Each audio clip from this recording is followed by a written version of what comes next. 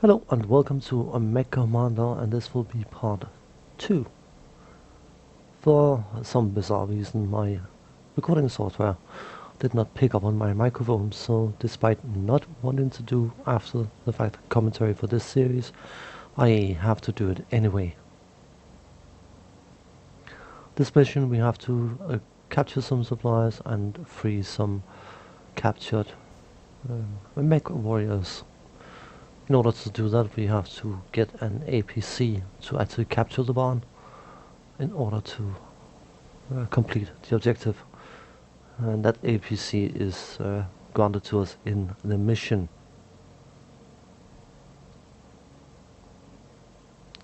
Bondsmen, by the way. Clan mech warriors, if memory serves me, are genetically enhanced, and they consider themselves to be true bloods or pure bloods or one of those, whatever. And they consider inner sphere people for being inferior to them, and when they defeat an enemy they might offer them to become bondsmen, which is effectively slaves. The other option is usually to die, so I mean, whatever. But there will also be some other was whatever tense you want to put it in, some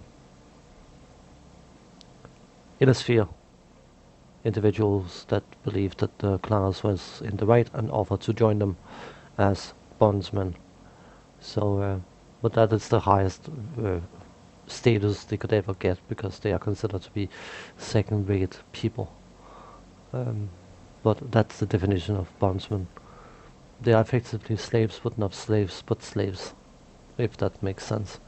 Anyway, as the tactical notice is saying, we should avoid the base to the north, and one heavy artillery strike will take out a bridge support. So the idea is that we run the APC down the road, cross the bridge, and then blow up the bridge to prevent pursuers from behind. But I have a different idea for this mission. Something this game likes to do an awful lot is to throw I dare you situations at you, where you could potentially go for very, very dangerous rewards. But if you mess up, you usually lose out big time. And the way it dares you is usually by sending you up against mechs which you are not necessarily ready to deal with. But anyway, we punch through the forest to get out. Trying to hide the NPC. I was about to say APC. I end up calling them NPCs, I don't know why. But just going to walk up this hill to get view of this area, so we can use an artillery strike on getting rid of some of these vehicles. Those two closest northwest will start moving, and they are starting moving now. There's a mech just outside detection range, which we don't want to wake up just yet. You can see the sense on the minimap. And the talk about minimum range that I did in the first part becomes very, very relevant right about now, because the mech in question is a Hunter 2. Should wake it up just about. No, there it is. And that thing carries a Gauss rifle. Bear in mind that it has a minimum range, so the way to prevent it from being able to use its Gauss rifle is to just stick close to it. It cannot fire that weapon at point blank range. It's got an SIM 2-pack and a laser besides the Gauss rifle. Because the Gauss rifle is a massive weapon, it's quite heavy, and it's a 45-ton mech.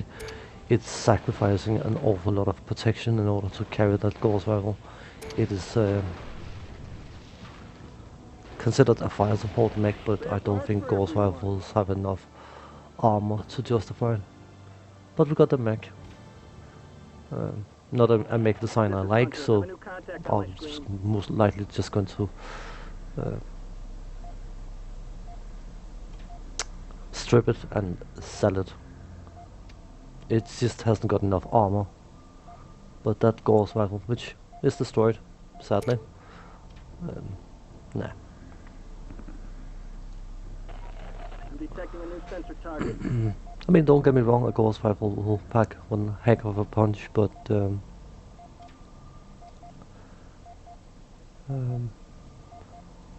a clan extended range PVC will do the same amount of damage and not run out of ammo. The downside is, of course, the fact that clan extended range PVCs are very, very difficult to acquire. You usually have to face them in order to acquire them, and yeah. A few vehicles down here we need to take care of. Just scouting around a bit.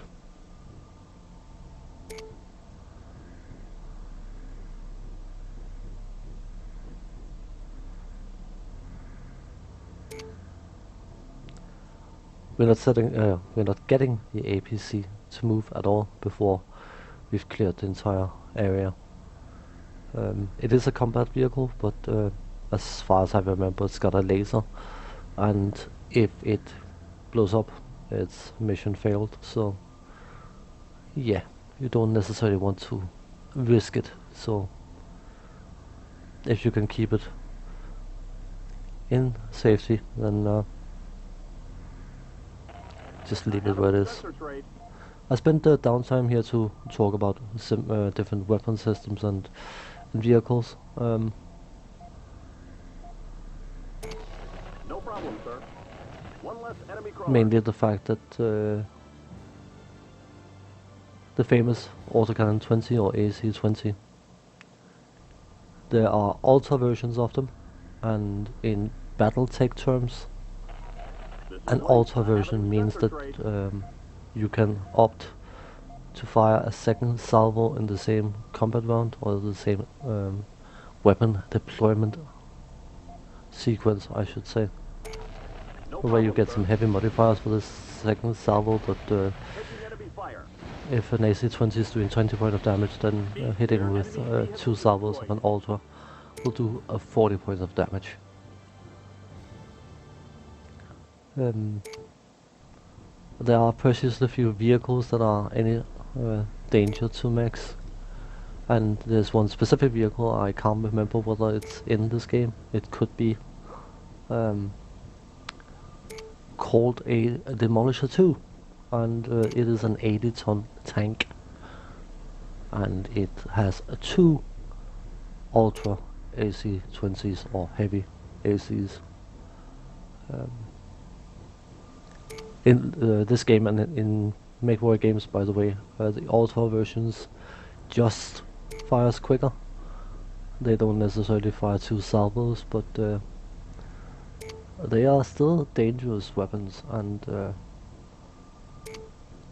the description of a Demolisher 2 is that a lot of Mech Warriors scream in fear when they see them. And as I said, I can't remember whether the Demolisher 2 is part of this game, but I know in Mech Warrior 4 Mercenaries there is a mission at one point where you face off against 6 or 8 of them. And if you get entangled with them at close range, they will absolutely tear you apart. Here. I'm detecting a new sensor target. My sensors have a new contact. 2 commandos want to play. I'm under attack. Man, I can't see through the smoke. No problem. I usually use the tactic off even when I'm fighting multiple mechs. If one of them is getting knocked down, I quickly change target to focus on the one that can actually fight back. I was trying to get links to make use of his This is range Hunter. Getting advantage banged with up this today. PPC, but No problem, sir. it was a bit messy. Enemy mech destroyed. Yes, sir. No problem, sir. But by and large, this game is quite responsive, but sometimes the Mech Warriors have their own idea of what is smart to do, This is and Blake. I'm it doesn't under attack. always coincide what I want them to do.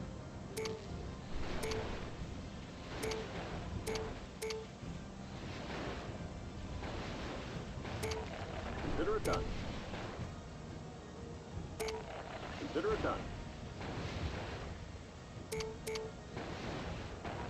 Taking enemy fire.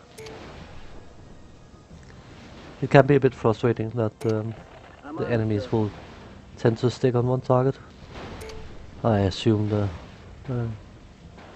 the in-game logic is coded in such a way that it will aim for the weakest target. But during long missions it can be a bit painful to have one specific mech continuously targeted over and over again. So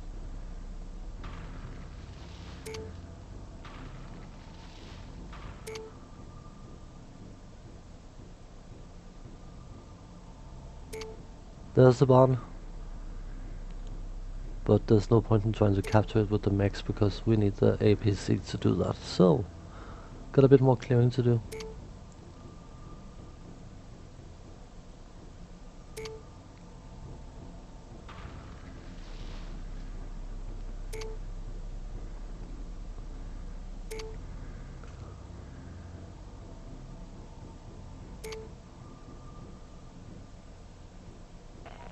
Hunter here. I have a new contact on my screen.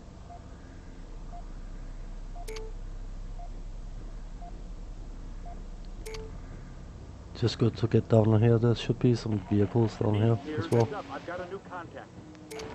Striker. Here. That last elbow banged me up. It only has an arm No problem, sir. packs, so closing in on that to prevent it from being able to fire is very, very important. And of course remember that just because you have one mech exit doesn't mean you can't target something far away, so One less enemy crawler. No problem, you sort of sir. need to have all your mechs clustered around that kind of enemies. So the HQ vehicle, which is an optional capture, it will just Yes, sir. Reporting vehicle captured. show which of the barns, because there's a few barns around. It will show which one contains the pilots, but we've already discovered which barn contains the pilots, so it's just, yeah. That container stack had 4 autocannons, which is always nice. I usually sell them. Uh-oh. New contact. I'm probably not very adventurous when it comes to different weapon systems, but if I have a refit truck with me, or I know there is a mech repair bay in a mission, I will happily take ammunition heavy weapons, but I'm not entirely sure what that is, but I can smash it with a heavy artillery strike just to get it used.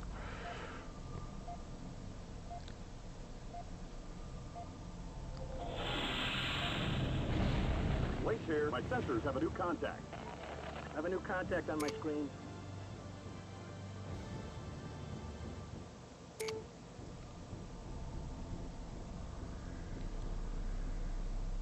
Just making sure the path is cleared. Have a new sensor trade. Hunter here. I'm detecting a new sensor target. Of course, if the issue with ammunition dependent weapon is the fact that as soon as they run out of ammunition, they are just dead weight, nothing else.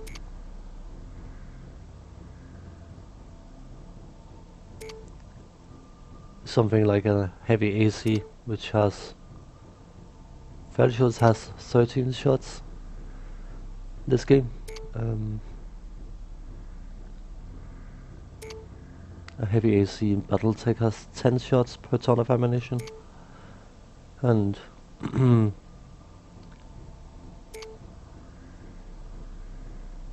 the predefined mech setups um, have fixed ammunition amounts on them, so you can't add any further ammunition. And that's also a thing you cannot add in this game, which is a bit frustrating because um, the indirect fire ability of long-range missiles makes them potentially useful, but indirect fire is not very accurate compared to direct fire, and that means that because they only have a limited shots, you can burn through your ammunition of long-range missile packs very, very quickly.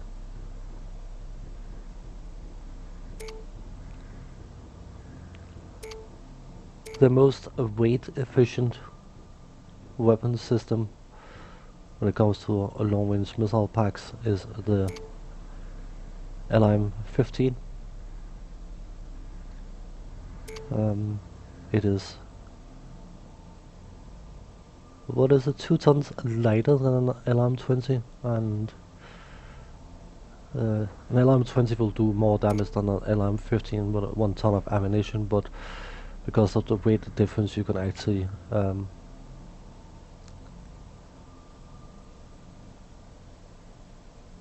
make more use of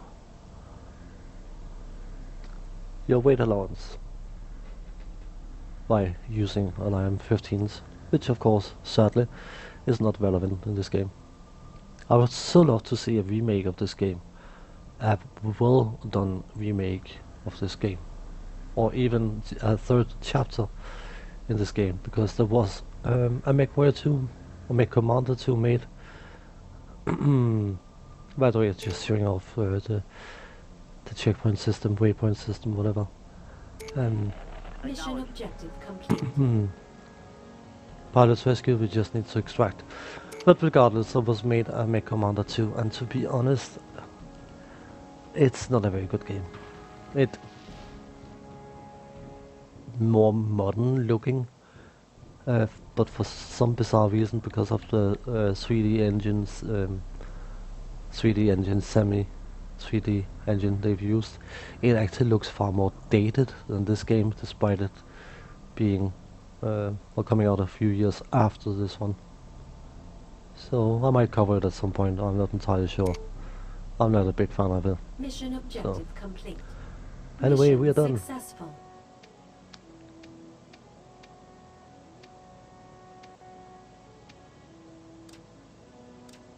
No promotions, and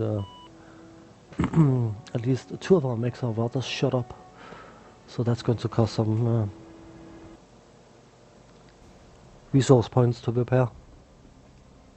And as per usual, I always do the housekeeping in the same video. Not so bad.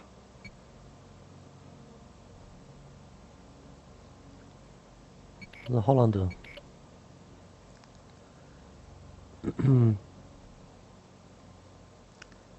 I was sort of considering if I should actually keep it, but nah.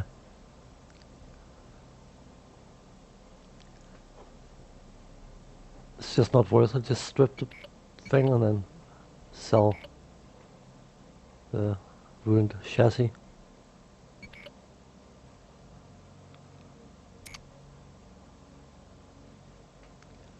This game has a very, very limited selection of mechs, which is rather sad. There's an awful lot of mechs I would have loved to see in this game.